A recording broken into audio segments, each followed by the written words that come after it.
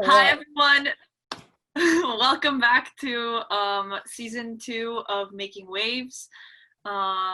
We are currently in our quarantine episodes now. As you can tell, this is not a regular setup. But we have a special guest with us today, Jazzy. Hey. So we'll be talking to her a bit on the topic of what it's like to be pregnant during a pandemic. I came up with this topic because I wanted an excuse to talk to our amazing GTA at APCC, not gonna lie.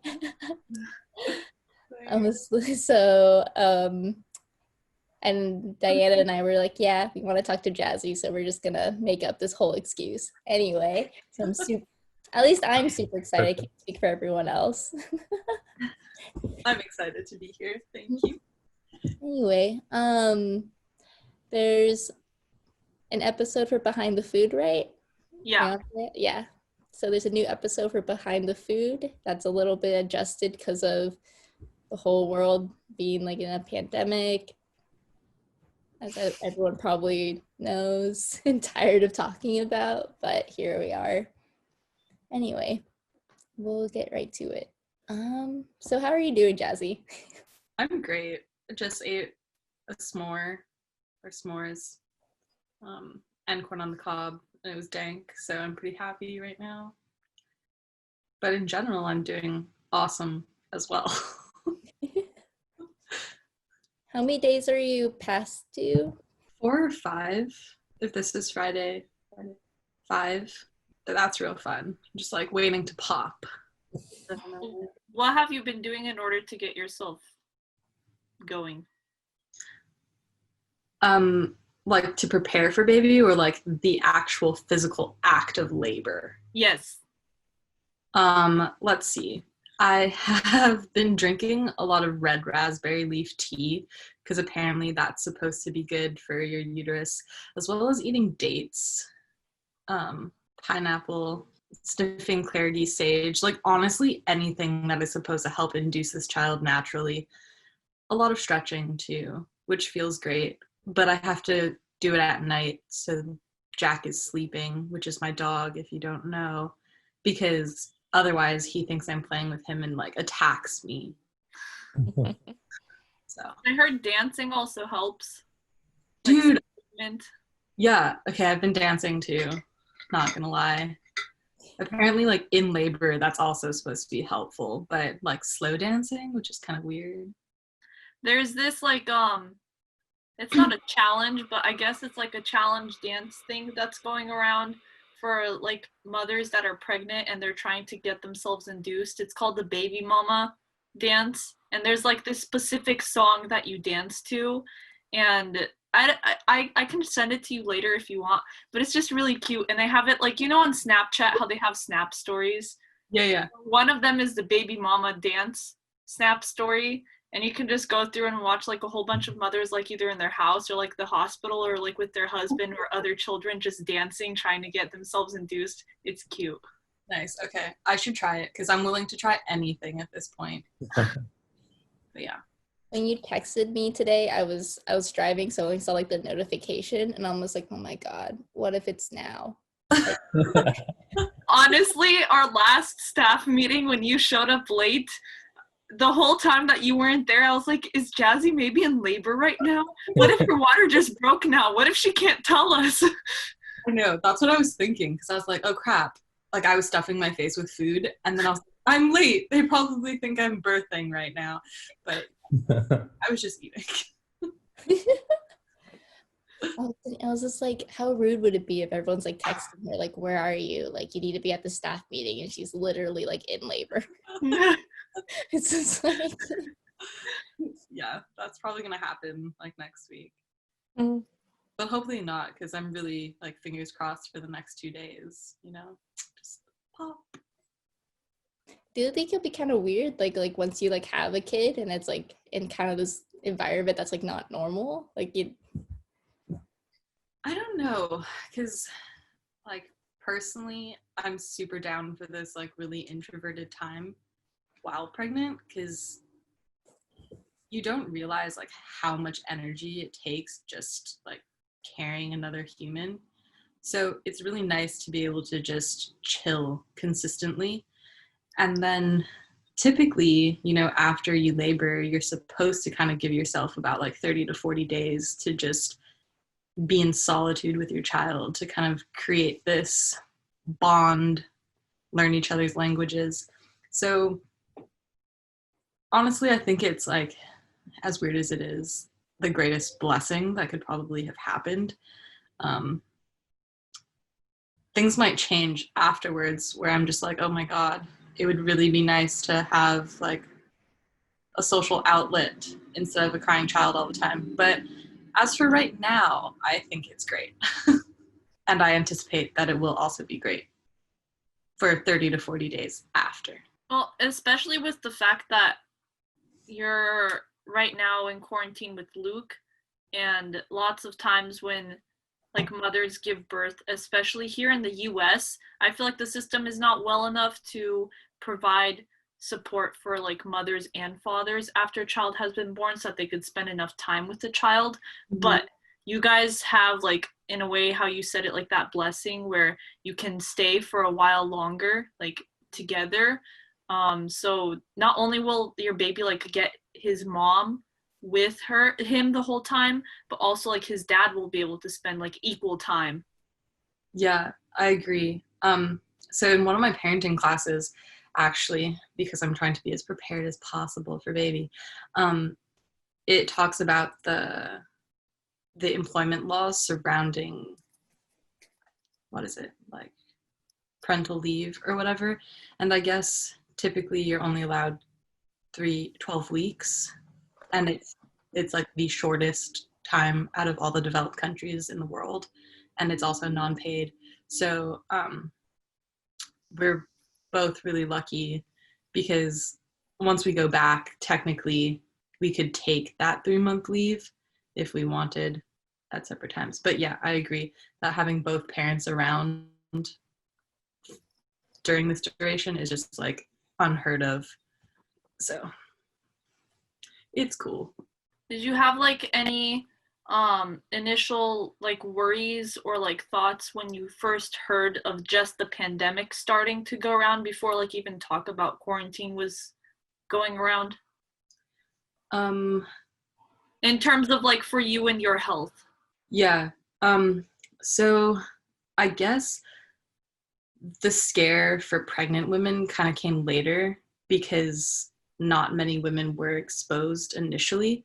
But then once the data came back on the effects of pregnant women, it was really scary because it is a respiratory thing. It's really dangerous for pregnant women and can cause you to like need, or can cause you to go into early labor, and most oftentimes, actually I can't say most oftentimes, but also require like a C-section. So that caused like quite a bit of stress for me because I was like, shoot, I never want to leave my house, you know, because it's just like you don't realize how hard it is to breathe until you're just like huge and pregnant, and being normal is hard. So like imagine a respiratory issue where it's like impossible to breathe. And then that's really scary to think about, that not being able to breathe, having to get a C-section, and then potentially having to be away from your child. I was just like, this is kind of scary. But luckily where we are, like in Corvallis and Oregon, it's not like too bad. You know, the chances of exposure aren't at the same ratio as other places. Have you been taking, then like because of that huge risk for you especially, have you been taking like even more steps and like precautions during like the self-isolation and everything? Yes-ish.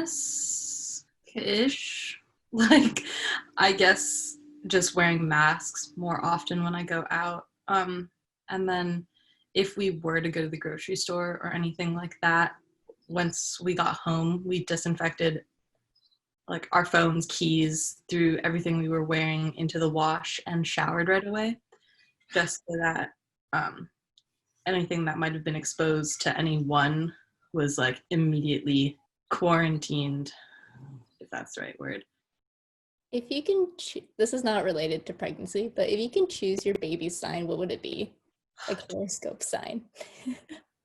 Probably the Pisces like me because we're dope. You know? And Andreea.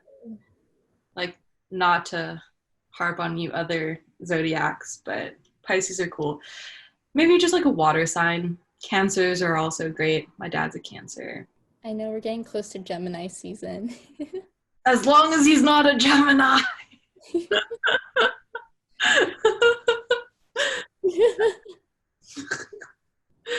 We're gonna lose viewers. We're gonna be offended. I'm sure you're great in your own right. I just don't know enough about your sign, so I'm also being unfair. I guess, like, what's the first thing, like, who's the first person you'd want to meet your baby after, like, quarantine's over? I know most of your family is, like, over in Hawaii, so it's already kind of hard in the first place. That's a really good and hard question. My dad's here, so that kind of, like, I don't know, it'd be like a situation where I'd just, like, entire family meet the child. I kind of realize the questions, like, asking, like, choose a favorite parent, or, like, choose a favorite, like, aunt or uncle. I'm sorry. Yeah, like, I'm just like, wow, that's a lot of people to have to think. Without sharing his actual name, do you think you could talk about, like, sort of the process that you and Luke went through to, like, choose a name? Yeah. You can share as much as you want so that you don't, like, reveal anything too much. The latter half of his name was easy because before conceiving, Luke and I had talked about how my last name is very important to me. So we talked about, like, our firstborn, whether it be a girl or boy, have my last name. So he will be a Kealoha Bartley. For his family, he is like the second or third generation of having Carter in his name. So that puts Carter in baby's name.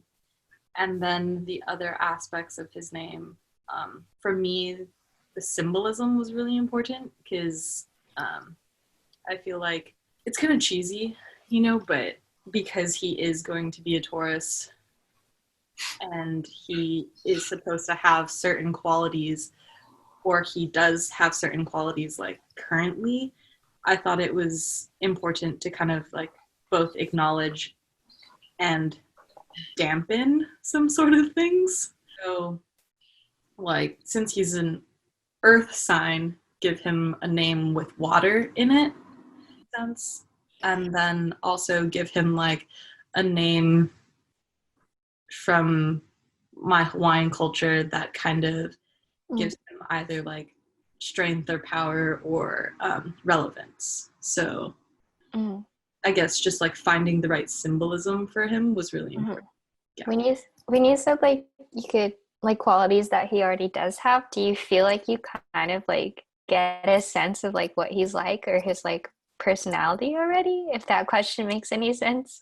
No, it does, because in a way, yes, because, you know, a lot of times you hear how difficult pregnancies can be and how they are, and I feel like in general this pregnancy has been so easy. Like, I didn't really have morning sickness, and he's not a baby who craves a lot of things or is difficult, so he's just very easygoing. I think he's chill, you know. What traits do you wish, like, he picked up from you versus Luke and vice versa? They're the traits that I don't want him to pick up from me.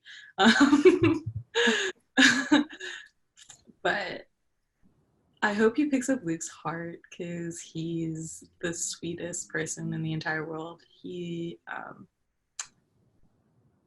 so generous and loving. That's why I love him so much. But he reminds me of my dad, you know, just, like, very Mr. Aloha. So I hope he's very much like his dad in that aspect. And then I hope he's brave like me in that aspect. And Luke and I are stubborn as hell, so I really hope that this child is not, because then it's just going to be a household of stubborn little assholes.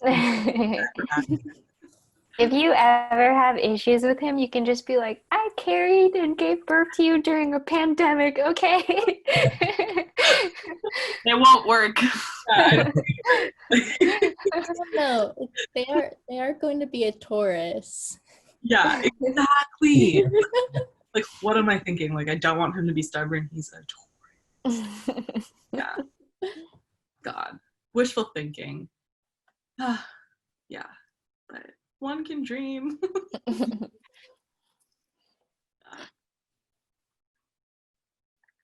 you think they're gonna have any like lifestyle changes now that things are opening up again? Yeah. Honestly, I think I'm gonna be more cautious now that things are opening up, because it's just like that creates opportunity for a second wave that's stronger to come. So it's just like, no, like I'm good. So, to honestly embrace more of the quarantine is probably going to be like the lifestyle change, which I'm not super stoked for, but just has to happen. Baby. Huh? You'll have more time with baby. Yes. I'm so excited. Not when it starts crying, you won't be. I know. They have this machine that's like a shusher, apparently. Like, it emulates the shh sound, and apparently, like, the louder it gets, the more calm your child is supposed to be. But I feel like that's really counterintuitive. You're just gonna be like shouting at your child in a shush. Shush. No, but You can always find that on YouTube. Just type it in for like calming voices. Yeah, you're right. Wait, it's like a machine that has the noise, or is it something that like projects like your shushing? No, it's a machine that has that noise. But yeah. Oh, okay. No. Yeah.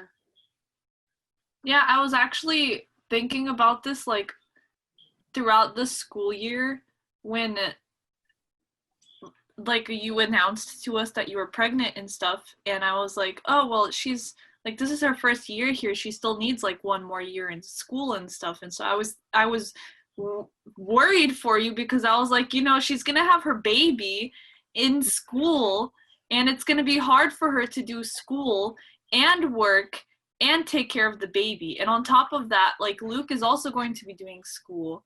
And so I was just like, I don't know how I would do it. Like, if I was in your situation, like, that would be super stressful to me. And I know how much care goes into a baby, especially because you hear most parents say, like, you're not going to get sleep. You're not going to sleep through the night. You're going to constantly be waking up, but you also need to be able to study for classes and do your work and get things done on time and such. But I feel like with the pandemic, like, you're with the baby right next to it the whole time, so you don't have to worry about, I'm going to be gone during this time, or... It's a huge cheat, for sure. Like, huge cheat. But, yeah, that was one of the things that we kind of talked about when we had first conceived, too. But then we thought about it, and we were like, it's true that we're gonna have to like time manage a lot.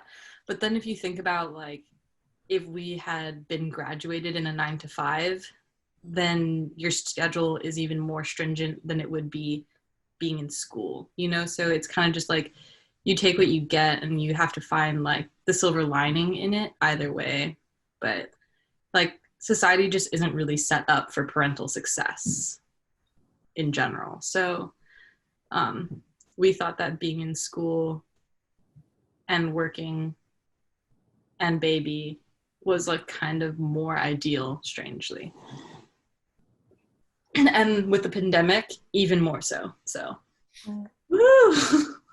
Just had like a flashback of just when Jazzy announced, and then and Andreea and I forced her. I was like, oh yeah, I was just like, oh yeah, when I forced you, and now. I guess for like our viewers, I'll give context. Jazzy was being extra sketchy one day with Daisy, and then it was in front of Andrea and I, and like little they knew is that we were gonna make a PowerPoint and present about their sketchiness in front of a staff meeting to force them to open up. And it turns out it was related to like trying to figure the gender of Jazzy's baby. And then she has to tell us that she's pregnant and she's having a boy because I forced her. I'll take the blame for it. I forced her to open up.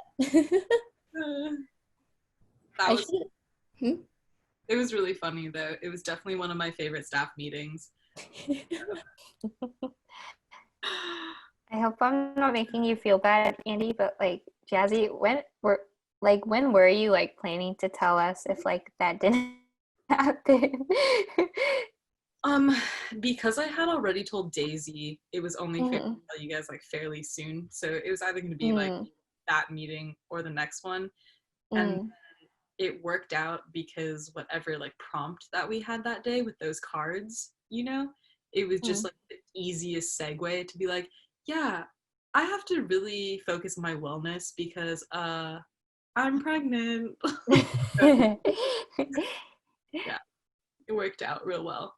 Is there anything that you think is going to be, like, I guess, like, do you have concerns for when you give birth to your baby and then having a newborn baby afterwards? Like, especially because, like, I know you're not birthing in a hospital, but, like, if you would need to go even for like doctor checkups and stuff for your baby, like it's not safe to go to like lots of places or have people come and see your baby, or like if you ever would need extra help with your baby or something, like you can't have people coming over.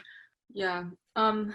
So honestly, that's one of the reasons why we feel really blessed to have chosen the birthing center, because since they're all licensed, or one of the ladies is licensed as a pediatrician, so we can go to the birth center for checkups for a baby until things get safe again. And they also provide home visits.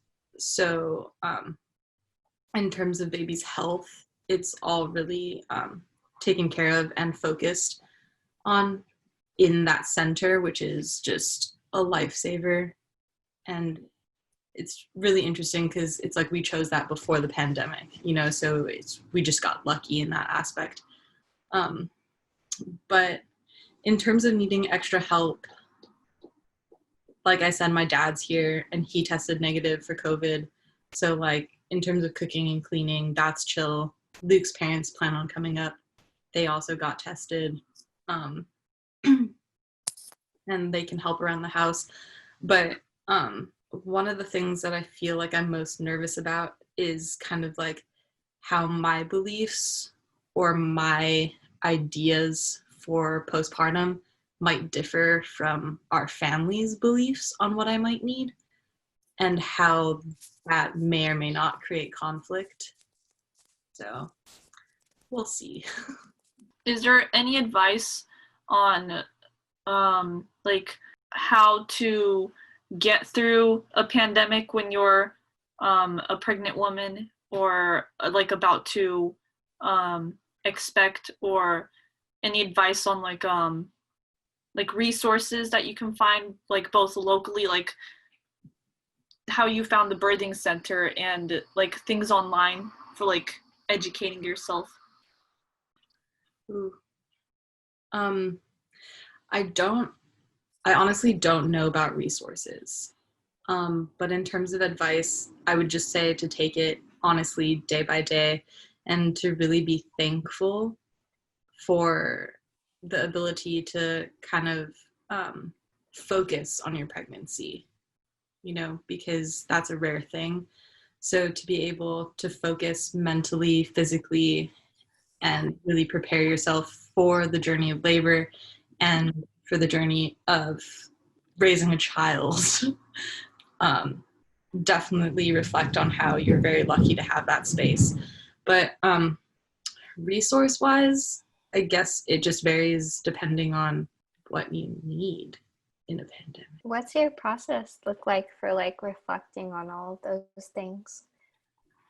Or is it just like an internal thing that like you go through every day, or? Kind of. Sometimes it's not so conscious because I don't find myself meditating on like the gratefulness every day. Mm-hmm. You know, but like at the end of the night, I turn on this like salt lamp over here and just kind of like sit in the dim light and really just like find time to relax. And also, I guess I find time to relax all throughout the day, Mm-hmm. which is like the biggest process of appreciation for it, you know? So I wish it were more conscious, but it's not. I'm jealous of next year's staff because they get to spend more time with the baby. And then we were here like all waiting for the hype. We're just like I know, you're so right. And that's kind of sad because they're not going to have like the same kinship with the baby, unfortunately. Or maybe they will, I don't know. But yeah, we can I mean, we were with the baby first. We got to see it grow, so they have nothing on us next year. Yes, you're right. Yeah, that was the first time I ever touched like a pregnant belly, and like I don't know why I was so anxious. Like they make it look so easy, but like I'm just gonna poke it, and but I don't want to like do it like Finding Nemo with the fish tank, like. Oh yeah. with that I don't remember her name, but that lady, and then she's like, don't poke the tank, and I was like, don't do that, just be normal. That's funny.